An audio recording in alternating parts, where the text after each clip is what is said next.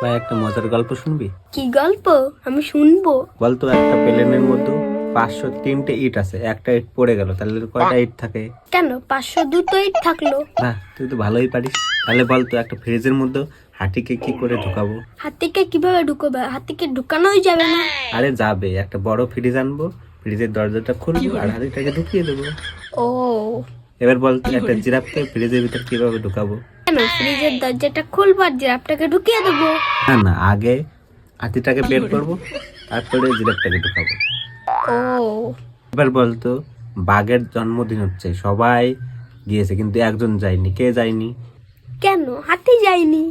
আরে না, হাতি কেন, জিরাফ যায়নি, কারণ জিরাফটা ফ্রিজের মধ্যে আছে। ও, এবার বলতো একটা মানুষ একটা নদীর পার করবে, কিন্তু সেই নদীতে অনেক কুমির ভরা, কিন্তু মানুষটা কিভাবে পার করবে? কিভাবে পার করবে? তাহলে নদী পার করতেই পারবে না।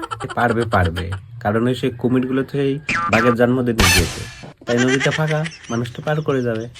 ও, এবার বলতো ওই মানুষটা নদীতে পার করতে করতে হঠাৎ মরে গেল, কি করে মরলো? কুমিরে খেয়ে নিল। কিন্তু ওই জলে তো কুমির নেই, কুমির তো গেছে বাঘের জন্মদিনে, তাহলে কিভাবে মরলো? জলে ডুবে। না না, ওই যে উপর থেকে যে প্লেনটা যাচ্ছিল, একটা ইট পড়ে গেল, সেই ইটটা মাথায় এসে সে মানুষটা মরে গেল। হুম,